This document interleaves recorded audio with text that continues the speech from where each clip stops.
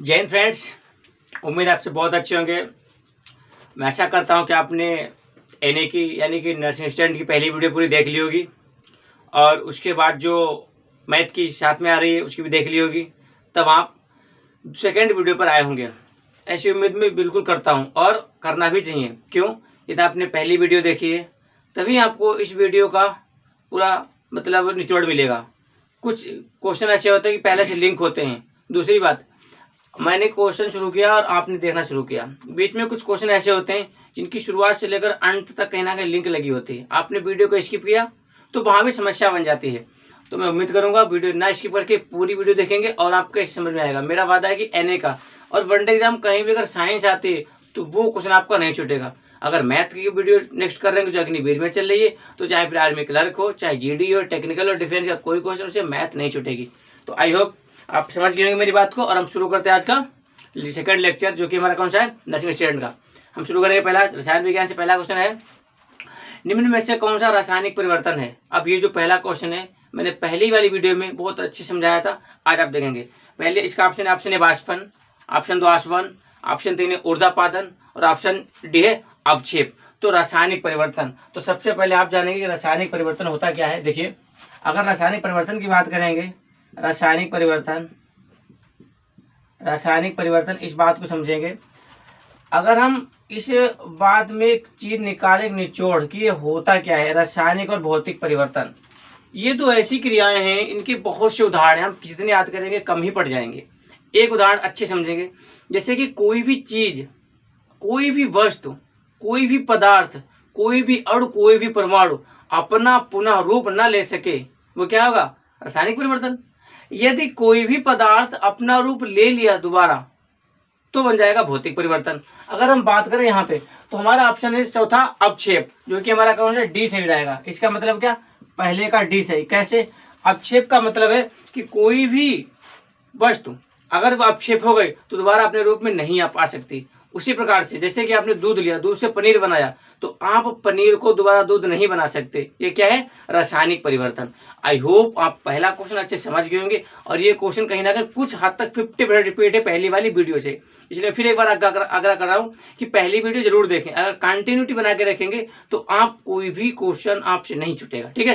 Question मेरा दूसरा कौन सा है, जब कोई वस्तु ठोस से सीधा गैस में परिवर्तित होता है तो उसे क्या कहते हैं। ऑप्शन ए संघनन, ऑप्शन बी बाष्पीकरण, ऑप्शन सी ऊर्ध्वपातन या ऑप्शन डी विसरण। तो इस क्वेश्चन की अगर बात करें कि कोई भी चीज अगर ठोस से गैस बनेगी तो उसे हम क्या कहेंगे, तो देखिए दोस्तों, इसका हमने ऑप्शन बताया, हमारा ऑप्शन का सी वाला क्या है, ऊर्ध्वपातन। अच्छा, ये ऊर्ध्वपातन होता क्या है, तो ऊर्ध्वपातन वो क्रिया होती है, इसे इंग्लिश में बोलते हैं सब्लिमेशन। ये वह क्रिया होती है जो कोई चीज ठोस से सीधे गैस बन गई। आप देखें बोर्ड पे मैंने एक द्रव बनाया, ये कोई मैंने ठोस द्रव बना दिया। ठीक है। अब इस द्रव को आप ध्यान से देखें, ये ऐसे बन गया। उसके बाद क्या होता है, ये आराम से कड़ पड़ा है, लेकिन उसके बाद अगर इसी को हम क्या करें, हल्का सा यहाँ से आग दें, यहाँ से हीट देंगे, टेम्परेचर देंगे, तो आप जानते हैं इस प्रकार से यहाँ से हीट आएगी। ठीक है, आपने आग दी, अब ये धीरे धीरे गलना शुरू होगा। ऐसा नहीं कि बर्फ होगा, बर्फ ना होते, मान लेंगे नेफ्थलीन है, कपूर है, सोडियम है, नमक है, बहुत सी हो सकती हैं। तो मैंने माना कपूर, अब ये यहाँ से सीधे उड़ेगा और किस अवस्था में जाएगा, गैस की अवस्था में। तो यहाँ पे जो हमें दिख रहा है वो कैसा है, वो तो अभी ठोस है। ठीक है, ठोस है। उसके बाद सॉलिड है और इसके बाद क्या है, यहाँ पे बना गैस। और जैसे ये गैस बनेगा तो ये यहाँ से उड़ जाएगा, ये धीरे धीरे यहाँ से क्या होगा, नष्ट हो जाएगा, हमें दोबारा देखने को या पुनः देखने को नहीं मिलेगा। तो हम कह सकते हैं कि जब कोई वस्तु ठोस से सीधा गैस में परिवर्तित होती है तो इस अवस्था को क्या बोलेंगे, सब्लिमेशन की ऊर्ध्वपातन। और इस क्रिया को करता कौन कौन है, ध्यान से देखो। नंबर 1, इस क्रिया को करता है कपूर। कौन करता है, कपूर इसी क्रिया में आता है। नंबर 2 नेफ्थलीन, ये होता है नेफ्थलीन, नेफ्थलीन भी इसी में आता है। नंबर 3 पे आता है नमक। ये उदाहरण इसके हैं, ये जो ऐसी प्रकार वर्क करते हैं। ठीक है, चलिए हमारा ऑप्शन कौन सा होगा, सी यानी कि ऊर्ध्वपातन। और चलो देखते क्वेश्चन नंबर 3 क्या कह रहा। दोस्तों इधर देखने का मैंने जैसा कि जो हम क्वेश्चन लगाते हैं हम ही लगाते हैं, तो देखते रहे। एक गैसीय मिश्रण में हाइड्रोजन तथा नाइट्रोजन द्वारा 1:4 के अनुपात में अणुओं का अनुपात क्या होगा। ये क्वेश्चन वही बच्चा कर सकता है जिसने 12th में अच्छे से केमिस्ट्री पढ़ी होगी। क्यों? क्योंकि पहले आपको पता अणुभार कितना होता है, ये मोल का अणुभार। देखिए इनको समझा दें आराम से, टाइम लगेगा इसमें। देखो मेरे पास है सबसे पहले हाइड्रोजन और क्या है नाइट्रोजन। देखो हम निकालते हैं क्वेश्चन नंबर हमारा 3 का आंसर क्या होगा, बात को बताएंगे, देखते हैं इसे लगेगा कैसे। देखो सबसे पहले हम मानेंगे हाइड्रोजन, जो आपको दिया गया हाइड्रोजन। उसके बाद हमारे पास है तथा मेरे पास क्या दिया गया है, नाइट्रोजन। अब इस बात पर विशेष ध्यान देना, हाइड्रोजन और नाइट्रोजन का जो आपको रेशियो दिया गया, अनुपात दिया गया, वो 1:4 के रूप में दिया गया। ठीक है, तो हम यहाँ से अगर हाइड्रोजन को और नाइट्रोजन को देखें तो हम क्या मान सकते हैं, हम हाइड्रोजन को यहाँ पर अगर 1 माने या x माने तो इसको हम 4x मान सकते हैं। क्यों? क्योंकि अगर हमने, देखो याद रखो, एक कहावत है जिसका कोई नहीं इसका भगवान होता है। यहाँ पे आप 1 से लेकर z तक इनको बोलते हैं वेरिएबल, क्योंकि आप कभी पढ़ेंगे पोलिनोमियल्स यानी कि गुणनखंड विधि, तो पोलिनोमियल्स में बोलते हैं वेरिएबल। सिंगल वेरिएबल है, जब भी सिंगल वेरिएबल आएगा उसकी वैल्यू 1 होगी। ठीक है, तो मेरे पास सिंगल एक्स था, आप एक्स वाई जेड कुछ भी मान सकते हैं, तो उसकी वैल्यू 1 होगी। अगर एच का मान यहाँ पर 1 है तो यहाँ पर भी एच का मान 1 है, हाइड्रोजन का मान 1 है। अगर यहाँ पे नाइट्रोजन का मान 2 है पर यहाँ पे नाइट्रोजन का मान 4 है। अब रेशियो कन्वर्ट करो, देखो कैसे करेंगे, ध्यान देना। अगर मोल की बात करें, यहाँ पे हम नोट लिख देते हैं आपके लिए, क्योंकि हम इस सवाल को थोड़ा शॉर्ट करेंगे, मोल नहीं दिखाएंगे आपको। जैसे कि मेरे पास है मोल है, एक मोल की वैल्यू क्या होती है, ध्यान देना। एक मोल की वैल्यू होती है, इलेक्ट्रॉन हो कुछ भी रहे, 1.6 गुणे 10⁻⁻19 कूलाम। अगर हम इसको लिखेंगे तब भी चलेगा, तो मुझे पता है इसको लिखने के बाद अगर एक हाइड्रोजन का हुआ, देखो, और अगर पूरा लेंगे तो एक मेरे पास किसका होगा, ये एक मेरा नाइट्रोजन का होगा। और दोनों को हम लिखने के बाद 19 कूलाम लिखने अगर काट देंगे तो उससे बेटर है भाई इसका प्रयोग ही नहीं करेंगे, सवाल को हम अच्छे से बना देंगे। ठीक है, अच्छे से बना देंगे। अब देखो कैसे शुरू करते हैं। चलो मेरे पास एक हाइड्रोजन है और एक नाइट्रोजन, 2 अणु हैं, एक अनुपात। देखो माना, देखो बोर्ड पे, माना हाइड्रोजन यानी H2 को हमने माना, H2 को माना x, और x है कितना, 2, तो कितना लिख लेंगे, 2 बराबर बराबर कर लो, या फिर यहाँ से अगला लिख लो। नाइट्रोजन तो है मेरे पास, N2 कितना आ जाएगा। अब एक बात समझो, यहाँ पे अगर हम लिख भी दें कि मेरे पास नाइट्रोजन का मैंने लिख दिया कि 4x/28, तो आप समझेंगे नहीं, इसको बताने के लिए मुझे काम करना पड़ेगा। यहाँ पे देखो, यहाँ पे कर रहे हैं। ठीक है, कैसे करेंगे, देखो मेरे पास ये एक हमने लिया हाइड्रोजन। अगर आपने मेरी हाइड्रोजन की क्लास नहीं ली तो बिल्कुल अच्छे से पढ़ लें, हाइड्रोजन हीलियम क्लास हो चुकी, लिथियम आने वाली है। हाइड्रोजन में क्या होता है, इसमें एक ही तो इसका परमाणु क्रमांक होता है और एक ही परमाणु भार होता है। पृथ्वी में सबसे ज्यादा पाया जाता तत्व कौन सा, हाइड्रोजन है। भविष्य का इधर हाइड्रोजन है, और एकमात्र ऐसा तत्व जिसमें कोई एक भी न्यूट्रॉन नहीं है, उसके बाद क्या है, नाइट्रोजन। अगला तत्व लेंगे हम नाइट्रोजन, ये हम आपको एक एक सब पढ़ा देंगे। ठीक है, लेकिन फिर यहाँ पे देखें नाइट्रोजन होता है परमाणु क्रमांक 7 और परमाणु भार कितना उसका 14 यानी कि 14। अब देखिए, अब यहाँ पे जो मेरे पास कहा गया है, ये जो नाइट्रोजन है, देखो हाइड्रोजन कितने थे, 2 थे, 2। अगर हाइड्रोजन 2 है तो यहाँ से करोगे 1 और 1 कितना हुआ, 2, तो हमने लिया हाइड्रोजन 2 बटे में। उसके बाद अगर नाइट्रोजन 7 पे था क्रमांक है और परमाणु भार इसका 14 है, तो 14 और नाइट्रोजन है कितने, यहाँ पे 2 है, तो 14 दूनी 28, यहाँ से हमने लिया क्या, 28। आई होप अब आप समझ गए होंगे। उसके बाद ये सोल्व कैसे किया जाएगा, देखो यहाँ पे इतने में सोल्व करेंगे, क्योंकि इतने में कर देंगे। मैंने माना x/2 हाइड्रोजन है और 4x/28 क्या है, नाइट्रोजन है। यहाँ पे क्या क्रॉस करवा दो, क्रॉस कैसे कराएंगे, देखो ये मेरे पास इधर ले आओगे तो क्या होगा, 28 यानी 28x और x कितना गया साथ में, इधर क्या बचेगा, देखो 2 और गुणे 4x। अब x कट जाएगा, कैसे, 4 का 4, 4 से तो 28, क्या बचा 2। मेरे पास क्या आ गया, 7:2। ये न्यूमेरिकल था इसलिए थोड़ा टाइम लगा, आपको समझ में आया होगा। अगर आपको लग रहा है कि हम समझ नहीं पाएंगे तो थोड़ा वीडियो बैक करो, 2 बार देखो, 3 बार देखो, आप 10 बार देखो, कोई इसका पैसा नहीं पड़ता, ना कोई चार्ज पड़ता। ठीक है, आप जितना देखेंगे आपको समझ में आएगा। ठीक है, और एक बात याद रखो, कोई वीडियो अगर 2 बार देखते हो, एक बार में तो किसी की वीडियो परफेक्ट समझ नहीं आती है, आपने 2 बार देखा तो समझेगा। और रही बात न्यूमेरिकल की, देखो ये ज्यादा हार्ड नहीं है, अगर इसको हम इसमें पुट करेंगे तो लंबा हो जाएगा थोड़ा, क्योंकि मुझे पता है बाद में कटेगा ही, मैंने मोल को साइड कर दिया। ठीक है, क्वेश्चन नंबर कौन सा हमारा आ गया, क्वेश्चन नंबर 4। बड़ा प्यारा क्वेश्चन है, क्या करा क्वेश्चन नंबर 4, एलपीजी का प्रमुख घटक क्या है, ब्यूटेन, प्रोपेन या हाइड्रोजन। तो हमारा जो क्वेश्चन नंबर 3 था, इसका आंसर क्या हो जाएगा, 7:2 यानी कि ए, पहला वाला को देखो कौन सा आ जाएगा, हाँ 7:2, एकदम सही। ठीक है, चलो क्वेश्चन नंबर 4 देखते हैं, और हमने पढ़ दिया है इसका ऑप्शन क्या होगा? देखो इसमें दिया गया है ब्यूटेन, प्रोपेन और है हाइड्रोजन, या इनमें से कोई नहीं, नॉन ऑफ दी। 4 ऑप्शन दिए गए हैं। क्वेश्चन नंबर 4 ध्यान से देखना, इसको समझाएंगे बढ़िया से। क्वेश्चन नंबर 4 में है कि एलपीजी का मुख्य घटक क्या है? सबसे पहले सुने एलपीजी का फुल फॉर्म क्या होता है। एलपीजी का ये होम गैस यानी कि रसोई गैस भी कही जाती है। इसका फुल फॉर्म है लिक्विफाइड पेट्रोलियम गैस। ठीक है, लिक्विफाइड पेट्रोलियम गैस। अब देखो हमारे घर में जो गैस होती है, जो हमारे घर में चूल्हे में रसोई गैस होती है, उसमें 3 गैसों का मिश्रण होता है। कौन कौन? सबसे पहली है ब्यूटेन। कौन सी? ब्यूटेन। उसके बाद क्या है? प्रोपेन। प्रोपेन। अब आप बोलेंगे कि प्रोपेन अगर आपने बता दी, ठीक है प्रोपेन, तो इसमें क्या है? इसमें दो ऑप्शन है, ब्यूटेन भी है प्रोपेन भी है। तो मेरी बात को आप ध्यान से समझो, ये केवल आप यहाँ पे जब ब्यूटेन आएगी तो ब्यूटेन को ही टिक करेंगे। इसका ऑप्शन कौन सा? ए वाला से, कौन सा सेगा? ए से होगा। अब इसके बारे में जान लो, ये ब्यूटेन आता कहाँ से, थोड़ा देख लेते हैं। ब्यूटेन कहाँ से आता है, इस बारे में विशेष ध्यान देना, और ये क्वेश्चन बनता भी है। इसके कुछ अप्रूफ होते हैं, जैसे देखो मेरे पास एक मीथेन, आप जानते होंगे मीथेन। उसके बाद क्या आता है? एथेन। मीथेन, एथेन, फिर आता है प्रोपेन, और मीथेन, एथेन, प्रोपेन, फिर आता है ब्यूटेन जो आप अभी पढ़ रहे थे। उसके बाद आता है पेंटेन, और उसके बाद क्या आता है? हेक्सेन। अब देखो methane, ethane, propane, butane, pentane और हेक्सेन, ये प्रोपेन है और ये पेंटेन है। अब इनका जो मान बहुत एग्जाम में आता है, अब हम याद कैसे रखेंगे? आप आजकल भूलेंगे नहीं। देखो हमने माना CH और 4, ये मेथेन का फर्स्ट सबको बार पता होता है, ठीक है। अब अगर C की वैल्यू हमने 1 लिखी हुई थी तो कोई दिक्कत नहीं, लिखी नहीं जाती, ऐसे रखी जाती, तो 1 हो गई। उसके बाद में क्या मेथेन हुआ? अब एथेन, एथेन होता है C2H6। आपका प्रोपेन C3H8। उसके बाद क्या? ब्यूटेन की जो हम पढ़ रहे हैं, जो हमारी गैस जलती है वो क्या है? वो C4 और H10, ये हमारे रसोई घर में जलती है। C4 यानी कार्बन कितना है? 4 है, हाइड्रोजन 10 है। उसके बाद क्या होगा?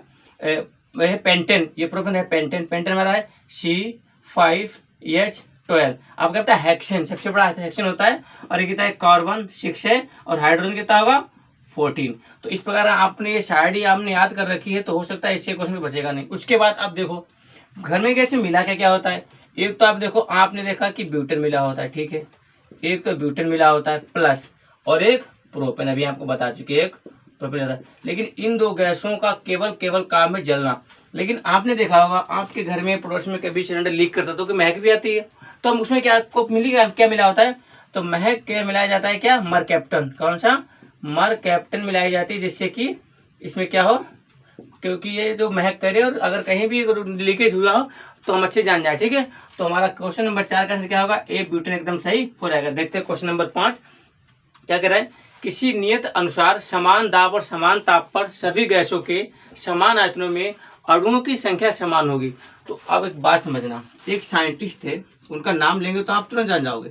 जैसे कि इसमें ऑप्शन आपको देखो दिए गए हैं, अवोगाद्रो नियम, चार्ल्स नियम, वायल नियम। इसमें तो सभी साइंस के नाम आ गए। चलो कोई बात नहीं। देखो एक बात देखना, कभी आपको लगे क्वेश्चन नंबर कौन सा 5 है, इसको देखना, कभी आपको मिले कहीं पे समान ताप, समान ताप, उसके बाद सेकंड है समान दाब। क्या होगा? समान दाब। अब समान ताप और समान दाब से हम क्या समझे? एक ही तो साइंटिस्ट था जिसने समान ताप और समान दाब के बारे में बताया था, वो कौन था? अवोगाद्रो। कौन था? अवोगाद्रो, जो कि हमारा ऑप्शन कौन सा? ए वाला एकदम सही हो जाएगा। नंबर 6 कवकनाशी के रूप में निम्न में से किसका प्रयोग किया जाता है? ऑप्शन है जिंक कार्बोनेट का, ऑप्शन बी जिंक क्लोराइड का, ऑप्शन सी जिंक सल्फाइड का, या ऑप्शन डी जिंक फास्फाइड का।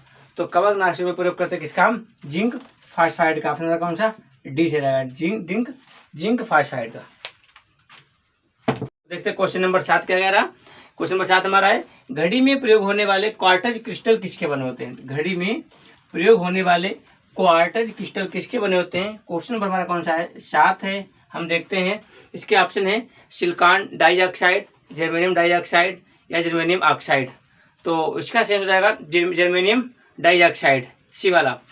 कौन? बी वाला। कौन सा? बी वाला, जर्मेनियम डाइऑक्साइड का सही हो जाएगा, ठीक है। अब घड़ी की बात आई, तो घड़ी जो भारत की घड़ी है वो पूरे पृथ्वी से, मतलब ग्रीनविच से, लंदन से, कहाँ से?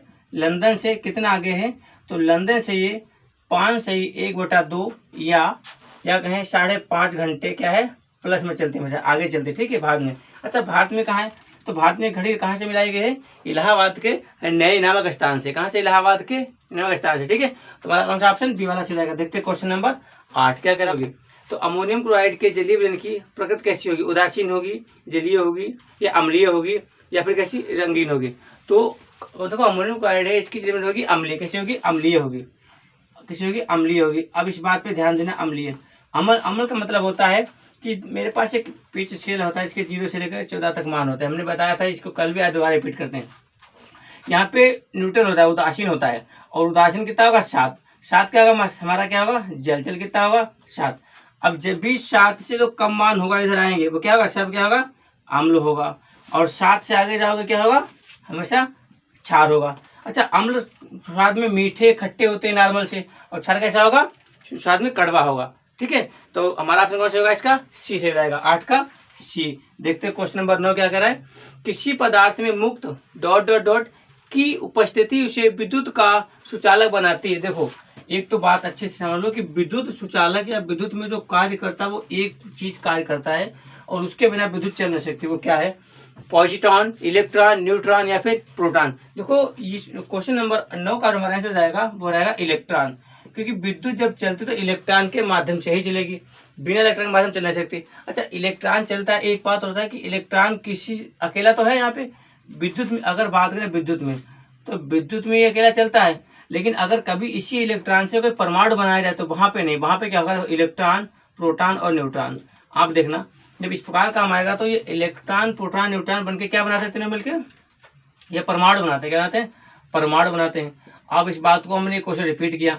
परमाणु बताया था, भारत सबसे पहले एक भारत के ऋषि थे, उन्होंने परमाणु के बारे में बताया था। उनका नाम था महर्षि कणाद। उसके बाद फिर इसके बाद इलेक्ट्रॉन, प्रोटॉन, न्यूट्रॉन, जैसे थॉमसन है, रदरफोर्ड है, या फिर चैडविक, बात को उन्होंने बताया। अब परमाणु छोटे छोटे परमाणु में क्या बनाते हैं? अणु बनाते हैं। और छोटे छोटे अणु का बनाएंगे पदार्थ, और पदार्थ का ही मतलब होता है जो हम खाते पीते हैं, जो देखते हैं। इलेक्ट्रॉन, प्रोटॉन से क्या बनेगा? परमाणु बनेगा। छोटे छोटे परमाणु से मिलकर क्या बनेगा? अणु बनेगा। छोटे छोटे अणु मिलकर पदार्थ बनेगा। ठीक है, तो हमारा इसका आंसर क्या रहेगा? बी, यानी कि इसका आंसर बी एकदम सही हो जाएगा 9 नंबर का। देखते हैं क्वेश्चन नंबर 10 क्या कह रहा है। कौन सा एक गुण संयोजन के साथ साथ बदलता रहता है? अणु भार, तुल्यांकी भार, परमाणु भार या फिर घनत्व। गुण संयोजन के साथ बदलता रहता है। देखो ये क्वेश्चन नंबर 10 हमारा है। अब इसमें हम आपको समझा दें, अगर आपने आवाज साड़ी पढ़ रखी हो तो आप इसे तुरंत निकाल लेंगे, क्योंकि ये संयोजकता, तुल्यांकी भार क्या है? परमाणु में दी जाते समय। अब संयोजकता के साथ कौन बदलता है? देखो अणु भार, जैसे हम आपको लिख के दिखाते हैं। देखो संयोजकता, संयोजकता की अगर बात करेंगे, संयोजकता की अगर बात करेंगे तो क्या होगा? संयोजकता में क्या होता है? अणु भार समान होगा, और क्या है? परमाणु भार ये भी समान होगा। और तुम्हारा डी कौन सा है? घनत्व, ये भी नहीं बताया। लेकिन क्या तुल्यांकी भार से अलग होता है। जब भी आप बात करेंगे तुल्यांकी भार की, तो तुल्यांकी भार क्या होगा? वो इससे अलग होता है, इससे उसको कोई लेना देना नहीं होता है, जो कि हमारा ऑप्शन कौन सा? बी वाला एकदम सही हो जाएगा। अच्छा, ये भार आता कहाँ से? आपने देखा होगा आवाज साड़ी में कुछ तत्व रखे हैं, उनका भार अलग होता है। देखो हम दिखाएं आपको, आपने लिया हाइड्रोजन, हीलियम, 2 देख लो। इसका हाइड्रोजन का परमाणु क्रमांक 1 है, और हीलियम का भी परमाणु क्रमांक कितना है? 2 है। लेकिन आप यहाँ पे ध्यान देना, हाइड्रोजन का अणुभार भी कितना है? 1 है, और हीलियम का कितना है? 4 है। तो ये हमेशा बदलता रहता है। ठीक है, लेकिन यही बदलता है तुल्यांकी भार, ये क्या है? यही से बदलता रहता है। ठीक है, तो हमारा ऑप्शन बी वाला रहेगा, 10 का बी वाला। देखते हैं क्वेश्चन नंबर 11 क्या कह रहा है। बेकिंग सोडा क्या है? बेकिंग सोडा क्या है? फार्मूला है सोडियम कार्बोनेट, और 2 सेकेंड है, सेकेंड वाला इसमें तो कोई ऑप्शन ही नहीं, गलत रखा पूरा है। थर्ड वाला है सोडियम बाइकार्बोनेट, और चौथा है sodium carbon carbonate.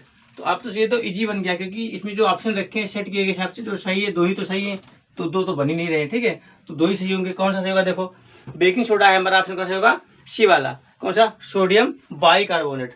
Sodium bicarbonate, इसमें भी थोड़ा सा दिक्कत है। फिर देख लो कौन सा? ये सोडियम बाइकार्बोनेट, ये हमारा क्या है? खाने का सोडा। इसे हम क्या बोलते हैं? इसको हम खाने का सोडा भी बोलते हैं। क्या बोलते हैं? खाने का सोडा भी इसे बोला जाता है। ठीक है, इसे बेकिंग सोडा भी कहते हैं, और बेकिंग सोडा को ही हम खाने का सोडा भी कहते हैं, जो कि हमारा ऑप्शन कौन सा?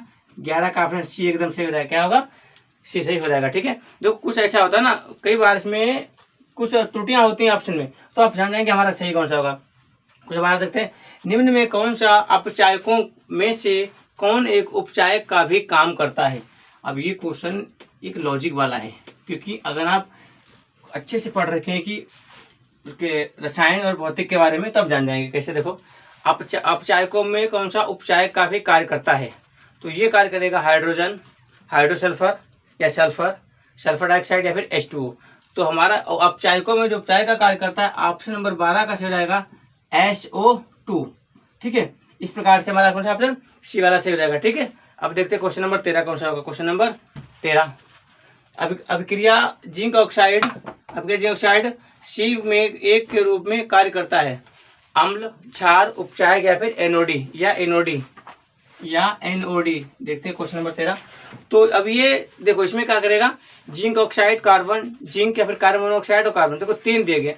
देखो मेरा पहले दिया गया है जेडीएन, जिंक प्लस कार्बन, फिर मेरा दिया गया है जिंक कार्बन मोनोऑक्साइड। ठीक है, फिर दिया गया है जिंक प्लस कार्बन मोनोऑक्साइड। फिर में इसमें अब इस अभिकर्मक में तुम्हें बताना है कि जो कार्बन है वो किस रूप में कार्य करेगा। जिंक कार्बन प्लस ये बराबर जाएगा जिंक कार्बोनेट। इन दोनों में से कार्बन क्या है, तो इसमें जो कार्बन निकलता है वो क्षार के रूप में, कैसे, क्षार के रूप में निकलता है, क्षार के रूप में। अच्छा, फिर देखो ये जो क्षार है, हम बता दें क्षार कैसे होता है, इसका मान 7 प्लस होता है, इसका मान 7 से अब 8 हो सकता है, 9 हो सकता है, 10 हो सकता है, और क्या हो सकता है 11 हो सकता है, उसके बाद में 12, 13 और 14, तो यहीं तक तो इसके मान होते हैं। उसके बाद ये स्वाद में कैसे होंगे क्षार, स्वाद में कड़वे होते हैं, और ये स्वाद में कई बार नमकीन भी होते हैं, अत्यधिक नमक। ठीक है, तो ये नमकीन भी होते हैं, ज़्यादा नमक, जैसे कि समुद्र का पानी, उसका मान तो 7 ही है, लेकिन कई बार उदासीन से थोड़ा आगे बढ़ जाता है। ठीक है, तो नमकीन मान लो। तो यहाँ पर जो जिंक कार्बन या फिर जिंक कार्बन मोनोऑक्साइड, इसको बोलते हैं कार्बन मोनोऑक्साइड। जो गाड़ी से धुआं निकलता है उसका होता है कार्बन मोनोऑक्साइड। तो इन सबका जो मान आएगा कार्बन का क्या आएगा, वो निकल के बाद क्षार आएगा। उसके बाद ऑप्शन कौन सा, बी वाला एकदम सही रहेगा। कौन सा, 13 का ऑप्शन बी सही रहेगा। ठीक है, देखते हैं क्वेश्चन नंबर कौन सा 14 क्या कह रहा है। क्वेश्चन नंबर 14, एसिटिक अम्ल में अम्लीय हाइड्रोजन परमाणु की संख्या क्या है। एसिटिक अम्ल में, अब देखो एसिटिक अम्ल होता क्या है, आपने अपने घर में देखा होगा सिरका, उसी को हम लोग बोलते हैं एसिटिक अम्ल। क्या बोलते हैं, एसिटिक अम्ल बोलते हैं उसी सिरके को। तो उससे क्या बनता है, एसिटिक अम्ल में अम्लीय हाइड्रोजन परमाणु की संख्या का भार कितना होता है, क्या भार कितना होता है। तो देखो अब यहाँ पे अगर तो अम्ल निकाले, हमने कल आपको बताया था अम्ल के बारे में। अम्ल का फार्मूला होता है COOH, जिसने ध्यान दिया होगा आराम से पकड़ लेगा। इसमें अगर हम बाहर निकालें हाइड्रोजन को, तो हाइड्रोजन का परमाणु क्रमांक कितना है, 1, और परमाणु भार कितना है, 1। अगर इन दोनों को आप समझ पाए होंगे तो इसका मान कितना 1 ही हो जाएगा, और संयोजकता कितनी होगी इसकी, तो 1, और भार की संख्या कितनी होगी 1। हमारा ऑप्शन कौन सा, ए वाला एकदम सही हो जाएगा। क्वेश्चन नंबर 14 का ए सही हो जाएगा। ठीक है, और इसमें जो कार्बो सिरका होता है, इसमें विटामिन सी पाई जाती है। ठीक है, खट्टे फलों में, खट्टे पदार्थों में और खट्टे दही में, जहाँ पे खट्टा होगा वहाँ पे विटामिन सी पाई जाएगी। ठीक है, तो क्वेश्चन नंबर 15 देखते हैं क्या कह रहा है। क्वेश्चन नंबर 15 हमारा है, DDT का पूरा नाम क्या है। DDT का पूरा नाम क्या होता है, DDT का पूरा नाम क्या है, DDT का पूरा नाम क्या आता है। ऑप्शन क्या है, डाइक्लोरो डाइफेनाइल, डाइफेनाइल या ट्राइक्लोरोएथेन। ऑप्शन बी है डाइक्लोरो डाइमेथेन, या ऑप्शन सी है डाइक्लोरो डाइएथेन, या इनमें से कोई नहीं। तो इसका जो DDT का नाम होगा पहले डाइक्लोरो, देखो इसका ऑप्शन कौन सा, ए वाला सही रहेगा, ए वाला सही होगा, डाइक्लोरो और फिर है डाइएथेन, डाइक्लोरो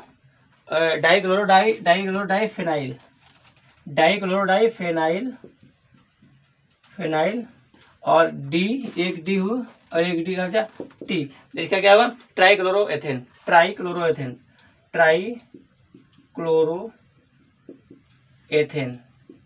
तो इस प्रकार से 3 होंगे, डाइक्लोरो, डाइफेनाइल, ट्राइक्लोरोएथेन, DDT। अब यह है क्या, देखो इसके बारे में बात करें, यह है क्या है, यह एक विष है, यानी पॉइजन, जहर है, यह एक जहर है। किस काम में आता है, तो कीटनाशी या फिर बोले खरपतवार। हम बात करें खरपतवार नाशी। देखिए अपने फसल में क्या हुआ, फसल में के बाद दिक्कत हो गई, तो दिक्कत हो जाती है, तो उसमें क्या करते हैं, इसको मिटाने के लिए डालते हैं। ठीक है, तो ट्राइक्लोरोएथेन और डाइक्लोरो डाइफेनाइल में इसका प्रयोग होता है। ठीक है, आपका ऑप्शन कौन सा आएगा, क्वेश्चन नंबर 15। बेटे रोक दिया करो। क्वेश्चन नंबर 15 का क्वेश्चन नंबर देखते हैं। 16 की तरफ बढ़ते हैं। क्या कह रहा है क्वेश्चन नंबर 16 है। क्वेश्चन नंबर 16 हमारा है कि बीनस फूलों की टोकरी किसका साधारण नाम है। बीनस फूलों की टोकरी क्वेश्चन नंबर 16, जिसका ऑप्शन इस प्रकार है यूप्लेक्टेला, साइकन, पाइसस या ल्यूकोसोलिनिया। तो बीनस फूलों की टोकरी जिसका नाम होगा वो होगा यूप्लेक्टेला। इसका नाम होगा यूप्लेक्टेला, यूप्लेक्टेला। अच्छा ये क्या है, यह एक पौधा है। इसी प्रकार से कुछ पौधों के नाम बताते हैं आपको, जैसे कि कमल, कमल का वैज्ञानिक नाम क्या होगा। और एक देखो आप एक दवाई में काम आता है, जैसे कि कुनेन, कुनेन की बात करें तो कुनेन, इन दोनों के वैज्ञानिक नाम क्या। एक लोग शहतूत, आप देखें शहतूत, शहतूत, इन तीनों के वैज्ञानिक नाम क्या होंगे। कमल का वैज्ञानिक नाम होगा नीलम्बिया, नीलम्बिया न्यूसीफेरा, न्यूसीफेरा। उसके बाद सेकेंड हमारा कौन सा होगा, कुनेन। कुनेन को आप जानते हैं ये प्राप्त किसे होती है, तो शिनकोना के वृक्ष से, तो यही इसका नाम है शिनकोना, शिनकोना के वृक्ष से होते हैं। ये देखो कुनेन तो एक जो औषधि है, इसका जो साइंटिस्ट नाम वैज्ञानिक वही है नाम हो रहेगा। ठीक है, अगला मेरा कौन सा बचा है शहतूत, और शहतूत का नाम क्या हो रहेगा मोरस अल्वा। क्या हो रहेगा मोरस अल्वा, इसका नाम होगा मोरस अल्वा। क्योंकि ये बता दें कुनेन तो कमल पूछा गया है, कमल आता है, ये पिछले एग्जाम में आया था, अभी मैं जब देखे प्रैक्टिस में रखा था मोरस अल्वा। तो हम कह सकते हैं कि कमल का जो वैज्ञानिक नाम है वो नीलम्बिया न्यूसीफेरा है, कुनेन का जो नाम है सिनकोना है, और शहतूत का मोरस अल्वा है। ठीक है, तो हमारा 16 कैसे क्या ए से रहेगा। देखते क्वेश्चन नंबर 17 क्या करा। 17 कोशिका का ऊर्जा ग्रह किसे कहते हैं, कोशिका का शक्ति ग्रह किसे कहते हैं, कोशिका को चार्ज कौन करता, कोशिका का नाम किसने दिया, कोशिका हर सेल में करता है क्या, सबके बारे में जानेंगे। ठीक है, चलो क्वेश्चन नंबर 17 का हमारा ऑप्शन देखते हैं। कोशिका का ऊर्जा ग्रह क्या है, माइटोकॉन्ड्रिया, केंद्रक, प्लाज्मा या राइबोसोम। तो कोशिका का शक्ति ग्रह होता है माइटोकॉन्ड्रिया, माइटोकॉन्ड्रिया,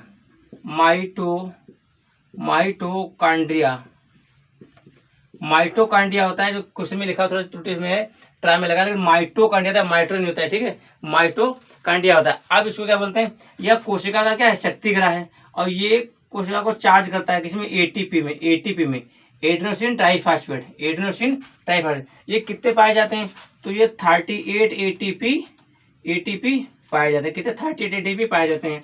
अच्छा माइटोकॉन्ड्रिया जो है ये क्या करता है, कोशिका को चार्ज करता है, कोशिका को हमेशा चार्ज करता रहता है। अब इसे कोशिका का शक्ति ग्रह भी कहते हैं। क्या कहते हैं, कोशिका का शक्ति ग्रह भी कहते हैं। क्यों, क्योंकि उसे चार्ज करता है।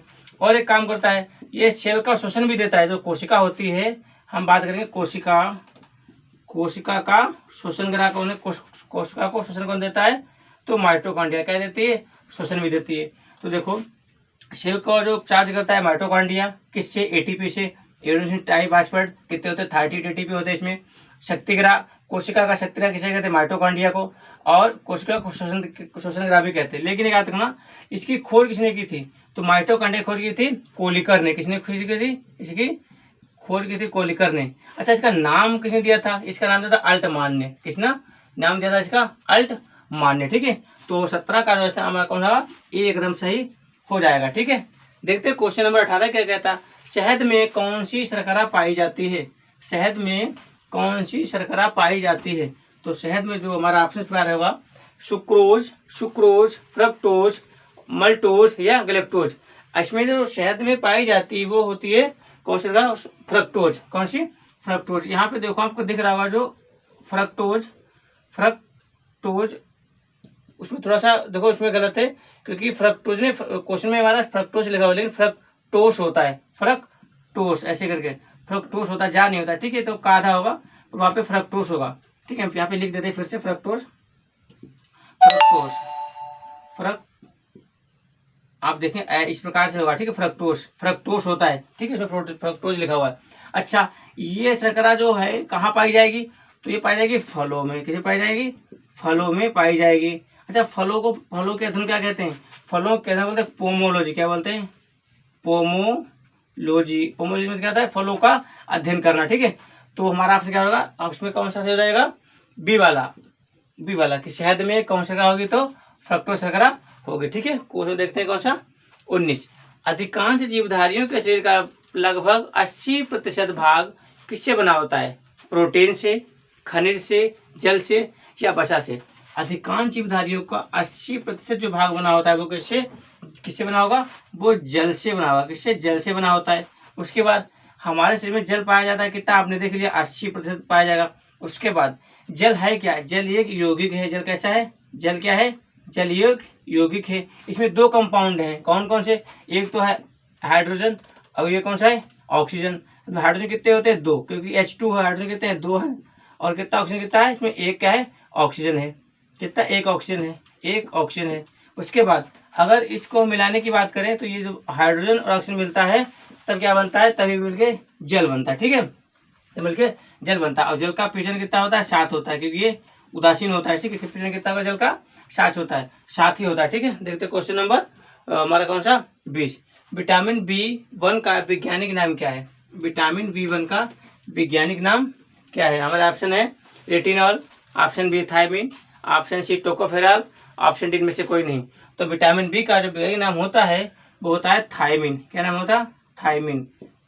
थायमिन। थायमिन। अरे विटामिन बी से कौन सा रोग होता है? तो विटामिन से बैरी बैरी रोग होता है। हमारा ऑप्शन सामने दिया गया इसमें, एक है रेटिनॉल, विटामिन ए होगा, उसका वैज्ञानिक नाम क्या होगा? रेटिनॉल। और टोकोफेरॉल, विटामिन ई का नाम टोकोफेरॉल, विटामिन ई का टोकोफेरॉल। अच्छा, विटामिन डी का क्या होता है? विटामिन डी का होता है कैल्सीफेरॉल, कैल्सीफेरॉल। उसके बाद है एक होता है विटामिन B12, उसका क्या नाम होता है? साइनोकोबालामिन। विटामिन B12 का साइनोकोबालामिन। ठीक है, देखते क्वेश्चन नंबर 21। इसका कौन सा ऑप्शन होगा? 20 हो जाएगा। देखो क्वेश्चन नंबर 21 क्या कह रहा है? क्वेश्चन नंबर 21 भोजन पचाने वाला मुख्य रस होता है, मुख्य रस होता है। ठीक है, इसमें कौन सा होता है? मुख्य रस। देखिए मुख्या को मुख्य कम कर लेंगे, कोई दिक्कत नहीं। तो भोजन को पचाने वाला होगा कौन सा? इसमें ऑप्शन है जठर रस, पित्त रस या लार। तो भोजन को पचाता है कौन भैया? जठर रस। का जठर रस, जठर और रस। हम बता दें इसको पेट की आग भी कहते हैं। ठीक है, अच्छा, भोजन को पचाने में एक अम्ल भी भूमिका निभाता है, कौन सा? HCl, हाइड्रोक्लोरिक अम्ल। अच्छा, भोजन का पाचन होता कहाँ से भैया शुरू? तो भोजन का पाचन हमारे मुंह से शुरू होता है। अच्छा, भोजन पूर्व में पचता कहाँ है? तो बताएं भैया कहाँ पचता है भोजन? छोटी आंत में पचता है, यहाँ पे भैया भोजन पचता है। उसके बाद देखेंगे भैया पानी कहाँ पचता है? छोटी आंत तो भोजन पाचन करेगी, तो पानी का भैया कौन सी? बड़ी आंत। तो क्या करेगी? बड़ी आंत। बड़ी आंत भैया करेगी पानी यानी कि जल का पाचन करेगी। ठीक है, तो हमारा इसका आंसर ए वाला एकदम सही हो जाएगा, कौन सा? जठर रस। देखते हैं क्वेश्चन नंबर 22 क्या कह रहा है? सबसे छोटा माइटोकॉन्ड्रिया किसमें पाया जाता है? सबसे छोटा माइटोकॉन्ड्रिया किसमें पाया जाता है?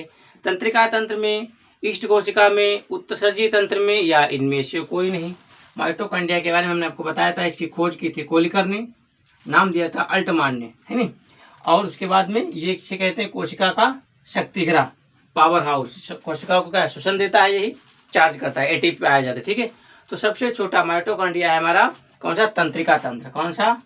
तंत्रिका तंत्र, इसमें पाया जाएगा। सबसे तंत्रिका तंत्र में क्या पाया जाएगा? सबसे छोटा माइटोकॉन्ड्रिया। अब इसके बारे में समझिए है क्या? तंत्रिका तंत्र क्या होती है? यह एक धागे नुमा रचना होती है। कैसे? धागे नुमा संरचना होती है, जो कहाँ पाई जाती है? जो हमारे ब्रेन यानी कि मस्तिष्क में पाई जाती है। कहाँ पे? मस्तिष्क में पाई जाती है। और ये संरचना जो होती है पूरे शरीर को कंट्रोल करती है कि कहाँ पे क्या। आप मान लो ब्रेन में कोई दिक्कत है तो सबसे पहले किसे चलेगा? मस्तिष्क को। और ये मस्तिष्क जान पाएगा किसे देगा? इस किसको देगा? करंट, धागे नुमा संरचना को। और ये कहाँ जाएगी? तंत्रिका तंत्र को। फिर ये हमें बीमार कर देगी। देखो हम गाड़ी पे, बाइक पे हेलमेट क्यों लगाने को कहा जाता है? क्योंकि पूरे शरीर में आप कट पिट जाएंगे तो कोई भी तंत्रिका जल्दी जुड़ जाएगी। लेकिन क्या होता है कि ये जो मस्तिष्क कंकाल तंत्र की तंत्रिका है ये जल्दी जुड़ती नहीं है। यदि आपके शरीर में जुड़ लेगी तो यहाँ पे कोशिकाएं बहुत कम बनती हैं, जल्दी बन नहीं पाती हैं और व्यक्ति की डेथ हो जाती है, मृत्यु हो जाती है। इसलिए गाड़ी पे हमेशा हेलमेट लगाना चाहिए। ठीक है, तो सबसे छोटा माइटोकॉन्ड्रिया कौन होगा? तंत्रिका तंत्र। हमारा ऑप्शन कौन सा? ए वाला एकदम सही हो जाएगा। देखते क्वेश्चन नंबर 23 क्या कह रहा? रक्त परिसंचरण का मुख्य कार्य क्या होता है? ऑप्शन ए है शरीर में ऑक्सीजन का परिवहन करना, ऑप्शन बी है ऊर्जा प्रदान करना, ऑप्शन सी है शरीर ताप नियंत्रण करना या ऑप्शन डी इनमें से कोई नहीं। रक्त परिसंचरण तंत्र, एक साइंटिस्ट थे, उनका नाम था विलियम हार्वे, अगर आप जानते होंगे। सबसे पहले उन्होंने ही इसके बारे में बताया था। देखो, रक्त परिसंचरण तंत्र का मुख्य कार्य होता है शरीर में O2 यानी कि ऑक्सीजन का परिवहन करना। जैसे कि आपने क्या किया, ऑक्सीजन ली तुरंत, और हमारे ब्लड में क्या, ब्लड जब दौड़ता है तो उसमें क्या मिलता है, ऑक्सीजन, और जब बाहर निकलता है, आप देखते हैं, आपने देखा होगा, सुना होगा, CO2 यानी कि कार्बन डाइऑक्साइड बाहर निकलता है। लेकिन आप ध्यान दिया कितना निकलता है, आप जितनी ऑक्सीजन लेते हैं, जितनी, मानो आपने 100% ऑक्सीजन यहाँ से ले ली, अब आप जब CO2 निकालेंगे तो बॉडी में खून में मिल जाएगा O2, और O2 जब बाहर निकलेगा तो CO2 निकलेगा, और वो बाहर निकलेगा 4%। ये क्वेश्चन SSC में ही आया था, SSC में ही आया था, क्योंकि ये कितना 4% SSC में आया हुआ क्वेश्चन है कि जब हम CO2 बाहर फेंकते हैं तो CO2 उसमें होता कितना है, तो 4% होता है। तो रक्त, इसका ऑप्शन कौन सा होगा, हमारा ए सही रहेगा। अब सुन लो, इसके रक्त परिसंचरण तंत्र का सबसे पहले खोज ने की थी तो विलियम हार्वे ने की थी। उसके बाद बताया, पिछले कल बताया था मैंने कि रक्त लाल क्यों होता है, तो हीमोग्लोबिन का रक्त लाल होता है, मैंने पिछले कल के बारे में बता दिया था, ठीक है। अच्छा, किसी व्यक्ति को क्या है कि कट पिट जाता है, उसका रक्त तो बहता रहता है, नहीं रुकता है, तो उसकी बॉडी में विटामिन के की कमी हो गई, क्योंकि विटामिन के रक्त का थक्का नहीं बनने देता है। इस क्वेश्चन को भी मैंने करवाता था, ठीक है। तो देखते क्वेश्चन नंबर 24, लाख उत्पादन करने वाला कीट कौन सा है। लाख उत्पादन करने वाला कीट, बहुत से पौधे होते हैं जो कीट बच्ची पौधे होते हैं जो कीटों को खाया जाता है। उसी प्रकार से क्वेश्चन है कि लाख उत्पादन करने वाला कीट कौन सा है।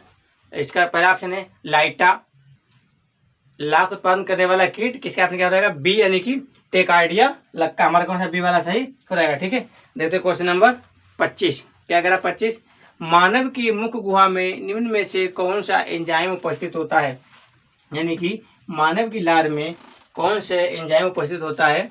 पहला है ट्रिप्सिन, ऑप्शन बी है एमाइलेज, ऑप्शन सी है लाइपेज, और ऑप्शन डी है गैस्ट्रिन। तो देखो, मुख गुहा की बात करें, मानव के मुंह में जो क्वेश्चन नंबर 25, मानव में जो होते हैं जो एंजाइम होते हैं कौन से, एमाइलेज, इसका हमारा कौन सा बी से, कौन सा बी वाला ऑप्शन से, कौन सा एमाइलेज। आप सुनो, अगर बात करें एमाइलेज की, उसके बाद अगर एक होता है लाइपेज, ये मुंह में पाए जाते हैं, एक होता है टाइलिन।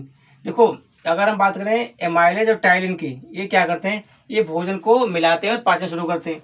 मान लो कि आपने कभी कुछ खाना खाया और वो खाना गंदा है, उसमें कोई दिक्कत है, कुछ मतलब कवक है या जीवाणु कुछ भी है, तो उसको कौन मार देगा, ये एंजाइम उसको मार देते हैं, ठीक है, टाइलिन मार देगा। और हमारे मुंह में कितनी पाई जाएंगी लाल ग्रंथियां, ये तो 3 जोड़ी पाई जाती है, कितनी, 3 जोड़ी पाई जाती हैं। अच्छा, 3 जोड़ी कुल हैं कितनी, तो हैं कितनी है, 6 पाई जाती हैं, ठीक है। अच्छा, ये जो लाइपेज क्या करता है, जैसे हमने भोजन को अंदर लिया तो जो लुगदी बनती है, जो यहाँ से ये ग्रसनी है, ग्रसनी हमारे ग्रसनी से भोजन का आमाशय में जाता है, तो जो ग्रसनी से आमाशय में जाएगा तो भोजन को जो सक्शन पोषण करता है, नीचे भेजता है, वो लाइपेज ही भेजता है, और ये आमाशय में जाकर पूरा भर जाता है। आमाशय में क्या मिलता है, इसे HCl मिलता है, कौन, HCl हाइड्रोक्लोरिक अम्ल मिलता है, और अम्ल मिलने के बाद यहाँ पे भोजन रुकता है 4 घंटे, आमाशय में भोजन रुकेगा 4 घंटे। उसके बाद क्या होगा, भोजन जाएगा छोटी आंत में, छोटी आंत में भोजन का पाचन होगा, और छोटी आंत से आगे भेजेगी पानी के पास निकलिए, वो कहाँ, बड़ी आंत के पास, और बड़ी आंत क्या करेगी, उसे मुश्किल से अपने पास रोकती है बहुत ज़्यादा 30 से 40 मिनट, उसके बाद भोजन बस समाप्त हो जाता है, ठीक है। तो क्वेश्चन नंबर 25 का आंसर होगा बी, इसका क्या होगा, एमाइलेज, ठीक है, जो ये लार में पाया जाता है। देखते क्वेश्चन नंबर 26, क्वेश्चन नंबर 26 क्या कहता है, 26 है, प्रकाश संश्लेषण की क्रिया क्लोरोप्लास्ट के किस भाग में होती है। तो पिछले कल में बताया था इसके बारे में अच्छे से। हमारा ऑप्शन ए है स्ट्रोमा भाग, ऑप्शन बी है ग्रेना भाग, ऑप्शन सी है ए बी दोनों, या ऑप्शन डी में से कोई नहीं। तो प्रकाश संश्लेषण, देखो पहले एक चीज देखो ध्यान से, ये मैंने बनाई एक पत्ती, इस बात पे ध्यान देना, ये एक पत्ती बन गई, ठीक है। और इस पत्ती की अगर बात करें तो इसमें क्या होता है, देखेंगे कभी आप, इसमें हल्के रंध्र होते हैं, ऐसे ऐसे हल्के हल्के। इसको जानने के लिए आप क्या करो, इस पत्ती को लो, पानी में, खूब गर्म पानी में डाल दो, और फिर छत पे से सुखा लो, तो देखो इसमें ऐसे छिद्र आपको मिलेंगे हल्के हल्के, ये छिद्र रंध्र कहलाते हैं, क्या कहते हैं, रंध्र। और इन रंध्र को जब, अब इस रंध्र में अगर आप सूक्ष्म से देखेंगे तो इसमें क्या होता है, इसमें होता है स्ट्रोमा या फिर ग्रेना। तो स्ट्रोमा होगा वो तो इस प्रकार से ऐसे ऐसे होगा, ठीक है, लेकिन जो इसमें प्रकाश संश्लेषण होगा वो किसमें, ग्रेना में होगा। ये हल्के से इसमें बिंदी होंगी, इसके अंदर भी कुछ छिद्र होंगे, वो क्या, ग्रेना होंगे। अब मान लो ये सन यहाँ पे, सूर्य यहाँ से दिख रहा है, इधर यहाँ बना लो, ये सूर्य बना हुआ है यहाँ पे, ठीक है। सूर्य क्या करेगा, यहाँ से कुछ देखा प्रकाश, इसमें विटामिन डी है, इसमें विटामिन डी आती है, और ये जो आएगा यहाँ से तो आएगा विकिरण विद्युत द्वारा। हमने बताया था कि सूर्य से अंगीठी से हमें जो प्रकाश मिलता है, किससे मिलता है, विकिरण विद्युत द्वारा, कैसे, विकिरण विधि के द्वारा मिलता है। अच्छा, यहाँ से पत्ती पे जो सन पड़ेगा, यहाँ पत्ती पे सन पड़ेगा, सूर्य लाइट पड़ेगी जब इसकी, तो यहाँ से जो ग्रेना होगा वो क्या करेगा, ऐसे कुछ तत्व खींच लेगा, और वो तत्व क्या होगा, इसको देगा ऑक्सीजन। तो ये क्या बनाएगा, अपना क्या बनाएगा, भोजन। यहाँ से क्या तैयार करेगा, ये अपना भोजन तैयार कर लेगा। ठीक है, और इसी प्रकार अगर भोजन बन गया, और इसमें क्या है, पानी, अगर यहाँ से ऊपर पत्ती में पानी जाएगा किसी तनों के द्वारा, जो तना होगा पेड़ का, से पानी जाएगा, तो अगर भोजन बना तो इसे बोलेंगे फ्लोएम। क्या बोलेंगे, इसे भोजन बनने की क्रिया को हम बोलेंगे फ्लोएम। उसके बाद अब ये जल ऊपर गया, क्या बोलेंगे, जाइलम बोलेंगे, इसे जाइलम बोलेंगे। अब इस पूरी क्रिया को यहाँ से लेकर, सन से लेकर फ्लोएम और जाइलम तक, सन से लाइट आएगी, सूर्य आएगा, प्रकाश आएगा, जो ग्रेना में लगेगा, तो एक काम होगा, इसे भोजन मिलेगा, वो करेगा फ्लोएम। पृथ्वी से, जमीन से जल जाएगा, कहलाएगा जाइलम पत्ती में। अब इस पूरी हम बोलेंगे प्रकाश संश्लेषण। अच्छा, ये जो प्रकाश है, यहाँ से हमने पूछा गया कि इससे जो आएगा पत्ती में, वो क्या कहलाएगा, वो कहलाएगा ग्रेना। जो हमारा ऑप्शन कौन सा, बी वाला से हो जाएगा। प्रकाश से जो लेगा ऑप्शन को कौन लेगा, ग्रेना। ठीक है, ऑप्शन बी से हो जाएगा। ठीक है, देखते क्वेश्चन नंबर 27 क्या कह रहा है, किन ऊतकों में भोजन संचय होता है। जैसे कि आपने कुछ खा लिया, उसके बाद भोजन किस ऊतक में टिकेगा। ऊतक के बारे में पहले आपको बता दें, ऊतक कैसे शरीर में होते हैं, क्या है, इनका काम क्या होता है, ऊतक के बारे में जान लें। हमारा शरीर, मानव का शरीर लाखों, हजारों, करोड़ों कोशिकाओं से बना, असंख्य कोशिकाओं से बना। ठीक है, उन्हीं के बीच कहीं पे एक ऊतक काम करता है। वो कैसे, देखो, सबसे पहले हमारे किससे बना, कोशिका से। देखो, मानव शरीर बना छोटी छोटी कोशिकाओं से। किससे बना, कोशिका से। ये बना है कोशिका से। ठीक, अच्छा, छोटी छोटी कोशिका मिलकर क्या बनाएंगी, ढेर सारी कोशिका मिलकर क्या बना देंगी, ये ऊतक बनाएगी, छोटा सा ऊतक बनाएगी। ठीक है, ऊतक बनाएगी, ऊतक बनेगा। छोटे छोटे जो ऊतक मिलेंगे वो क्या बनाएंगे, वो बना देंगे अंग। वो क्या बनाएंगे, छोटा सा एक अंग बना देंगे। ठीक है, अंग बनेगा। और छोटे छोटे अंग मिलकर क्या बनाएंगे, वो बना देंगे अंग तंत्र। क्या बनाएंगे, अंग तंत्र बना देंगे, अंग तंत्र बनाएंगे। और छोटे छोटे अंग तंत्र में क्या बनाएंगे भैया, पूरे जीव का निर्माण होगा। तो देखो, छोटी छोटी कोशिकाओं मिलकर क्या बनाते हैं, ऊतक। छोटे छोटे ऊतक मिलकर बनाते हैं अंग। छोटे छोटे अंग मिलकर बनाते हैं अंग तंत्र। और छोटे छोटे अंग तंत्र मिलकर क्या बनाते हैं, जीव, जिससे मानव का निर्माण होता है। अब यहाँ पे हमारा क्वेश्चन था कि किन ऊतकों में भोजन का संचय होता है। तो हमारा ऑप्शन है स्थूल कोण ऊतक, हरित ऊतक। देखो, मानव में पहले तो हरित ऊतक होता ही नहीं है। अब मृद ऊतक या दृढ़ ऊतक, तो इसका होगा मृद ऊतक। कौन सा, मृद ऊतक। जो मृद ऊतक होता है, मृद ऊतक होता है, इसमें क्या होगा, इसमें भोजन का संचय होता है। हमारा ऑप्शन कौन सा, सी वाला एकदम सही हो जाएगा। ठीक है, देखते हैं क्वेश्चन नंबर 28 क्या कर रहा है, निम्न में उड़ने वाले जीवों में से कौन सा पक्षी वर्ग में नहीं आता, चमगादड़, कौवा, चील या तोता। देखो, ये क्वेश्चन बहुत ईजी हो गया, क्योंकि हर एक क्वेश्चन टफ नहीं होता है, ये बहुत ईजी होगा क्वेश्चन। अब आप देखेंगे कि पक्षी वर्ग की बात है तो कौवा पक्षी वर्ग में आता है, चील पक्षी वर्ग में आता है, तोता पक्षी वर्ग में आता है, लेकिन चमगादड़ स्तनपायी होता है, ये पक्षी वर्ग में नहीं आता। हमारा ऑप्शन कौन सा, ए वाला सही हो जाएगा। एक ऑप्शन आता है कि रात को चमगादड़ उड़ते हैं, कैसे, तो ये पराशरक ध्वनि के माध्यम से उड़ते हैं, वेव, किरण के माध्यम से उड़ते हैं चमगादड़। ठीक है, तो ये उड़ने वाला स्तनपायी है कौन, चमगादड़। अगला क्वेश्चन देखते हैं 29 क्या कह रहा है। 29 नंबर है, सल्फर डाइऑक्साइड का प्रदूषण निम्न में से किसके अत्यधिक वृद्धि होने के का सूचक है। मतलब शैवाल अधिक बढ़ जाएगा, या फिर कवक अधिक बढ़ जाएगा, या लाइकेन, या प्रोटोजोआ। तो जब सल्फर डाइऑक्साइड का जब प्रदूषण बढ़ेगा तो हम जान जाएंगे क्या बढ़ गया, लाइकेन बढ़ गया। क्या बढ़ गया, लाइकेन। अगर लाइकेन बढ़ जाएगा तो इसके बढ़ने से क्या होगा, सल्फर डाइऑक्साइड जो होगी SO2, ये क्या होगी, प्रभावित होगी। उसके बाद देखना, यह एक रंगहीन गैस है, या एक विषैली गैस है, और यह गैस, यह एक रसायन अभिक्रिया वाली गैस है। ठीक है, सल्फर डाइऑक्साइड। अच्छा, लाइकेन की बात आई तो लाइकेन एक पार्क बना भारत में, एक ही पार्क है जो कि उत्तराखंड में लाइकेन पार्क बना हुआ है। तो 29 नंबर का हमारा क्वेश्चन से हो जाएगा कौन सा, सी, यानी कि लाइकेन। देखते हैं क्वेश्चन नंबर कौन सा, 23 क्या कह रहा, सब्जी को ज्यादा पकाने से कौन सी विटामिन खत्म हो जाती है। या हम ऐसे कह सकते हैं कि सब्जी या किसी फल को या गर्म करने से, पकाने से कौन सा विटामिन नष्ट हो जाता है। तो भाप पर उड़ जाता है कौन सा, विटामिन डी, विटामिन सी नष्ट हो जाता है, विटामिन सी। अच्छा, विटामिन सी अत्यधिक किसे पाया जाएगा, तो भैया आंवले में पाया जाता है। किसमें, आंवले में पाया जाता है, आंवले में पाया जाता है। उसके बाद देखना, आंवले में पाया जाएगा। अच्छा, आंवले में क्या होगा, खट्टा होगा। जितने खट्टे पदार्थ होंगे, ठीक है, जितने भी खट्टे पदार्थ होंगे सब में क्या पाया जाएगा, विटामिन सी पाया जाता है, अत्यधिक पाया जाता है। ठीक है, और जब आपके कभी क्या होता है, मसूड़े फूल जाते हैं या दांतों में दिक्कत होती है तो विटामिन सी से दिक्कत होती है। ठीक है, तो देखते इसका हमारा कौन सा ऑप्शन सी वाला है, सी का सी से रहेगा 3 नंबर। देखते क्वेश्चन नंबर 31 क्या कह रहा है, एक माइक्रोन लंबाई कितना प्रदर्शित करता है, एक माइक्रोन की लंबाई कितनी होती है। तो ये जो मात्रक आते हैं थोड़ा हम याद रखेंगे। एक माइक्रोन बराबर है 10 की पावर -6 सेंटीमीटर, या 10 की पावर -4 सेंटीमीटर, या 1 मीटर है, या फिर इनमें से कोई नहीं, डी वाला इनमें से कोई नहीं। 1 मीटर 2 हो गए, कोई दिक्कत नहीं, आप उसमें देखेंगे। तो हमारा ऑप्शन होगा एक माइक्रोन की लंबाई कितनी होती है, वो होती है 10 की पावर -4 सेंटीमीटर, 10 की पावर -4 सेंटीमीटर, 10 की पावर -4 सेंटीमीटर। अच्छा, ये हमारी माइक्रो है। अच्छा, इसमें आप ये माइक्रोन है, ध्यान देना, अगर ये माइक्रोन है तो 4 है, माइक्रोन 4। अगर ये माइक्रो हो, इतना हो माइक्रो, जैसे हम दिखा दें, एक होता है मेरे पास फर्मी, एक फर्मी मात्रक होता है लंबाई मापने का, उसकी पावर कितनी होगी 10 की पावर -15 सेंटीमीटर, वहाँ जाएगा। एक होता है पीको, पीको की बात करें तो पीको इस मात्रक की लंबाई मापने के पीको के मात्रक होता है 10 की पावर -12।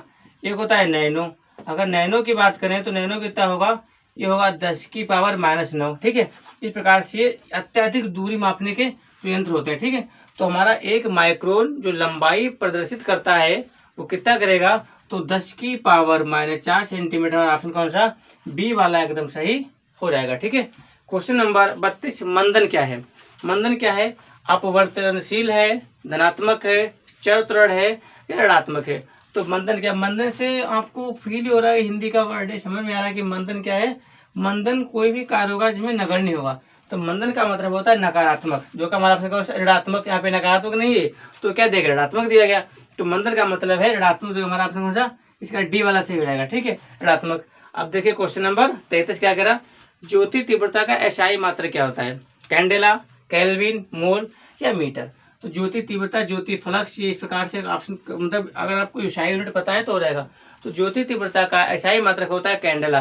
क्या होता है, कैंडेला, हमारा ए वाला से जाएगा, क्या होता है कैंडेला। ये भी एकदम परफेक्ट क्वेश्चन है और आता है, ज्यादा आता है। ठीक, कैंडेला।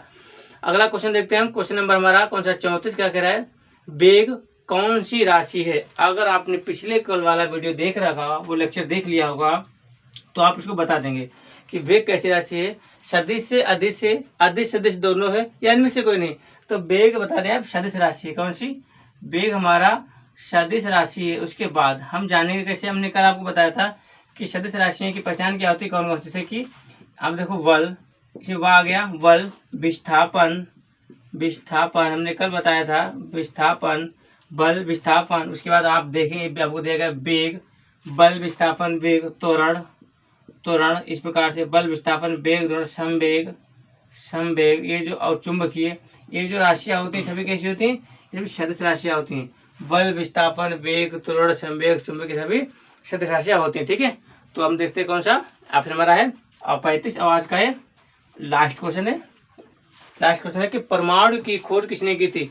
पिछले कल मैंने एक लेक्चर में बताया था कि परमाणु की खोज रदरफोर्ड ने की, पर यहाँ पे जॉन डाल्टन दिया गया, जॉन डाल्टन दिया गया है। तो परमाणु की बात करेंगे हम, तो परमाणु में इसकी खोज दो ऑप्शन आए, लेकिन एक ही आएगा, या तो आएगा रदरफोर्ड या आएगा जॉन डाल्टन। इसमें जॉन डाल्टन, नील बोहर, न्यूटन या कोलम्ब। तुम्हारा ए से होगा क्या, जॉन डाल्टन। परमाणु की खोज किसने की, जॉन डाल्टन ने की। ठीक है, तो आई होप ये लिखते हैं आपको अच्छा पसंद आया होगा। अगर पसंद आया दोस्त एक लाइक और कमेंट जरूर किया करें। उसके बाद इसमें हम ये बताएं कि अब कितने क्वेश्चन हो पाए, क्योंकि ये बिल्कुल वही पेपर है जो अग्निवीर में आते हैं, या फिर जो नर्सिंग में आए हुए हैं, बिल्कुल जो एग्जाम चल रहा है वही पेपर है। अगर आप इसमें 25 प्लस कर रहे हैं या 20 प्लस कर रहे हैं तो ठीक है, अगर नहीं करें तो आपको मेहनत करने की बहुत ज़रूरत है। और कंटिन्यू अगर लेक्चर देखेंगे तो उम्मीद है आपको क्वेश्चन छूटेगा ही नहीं। क्यों, क्योंकि हर क्वेश्चन का हम क्या करते विश्लेषण। ऐसा नहीं है कि हम ऐसा करें क्वेश्चन पढ़े और टिक लगा दें, क्वेश्चन पढ़े टिक लगा दें, ऐसा नहीं कर रहे। क्यों, क्योंकि वैसे में 35 क्वेश्चन हो गए, अब ऐसे क्वेश्चन 35 करते हैं, लेकिन विश्लेषण के साथ कम से कम हम 150 प्लस कर देते हैं रोज, कम से कम 150 प्लस कपार कर जाते हैं। अब दूसरी बात, अगर आप मैथ की वीडियो नहीं देखते, मैं एक बार फिर आपको बताऊंगा कि जो मैथ की वीडियो अग्निवीर आर्य से जरूर देखें। 5 क्वेश्चन आएंगे इसमें, चाहे वो क्लर्क हो या फिर एनए हो, नर्सिंग असिस्टेंट, तो उससे आपके पक्का 5 क्वेश्चन बन जाएंगे। ठीक है, तो दोस्तों आज विदा लेते हैं। ठीक है, फिर कल मिलते हैं अगली वीडियो के साथ। जय हिंद, जय भारत।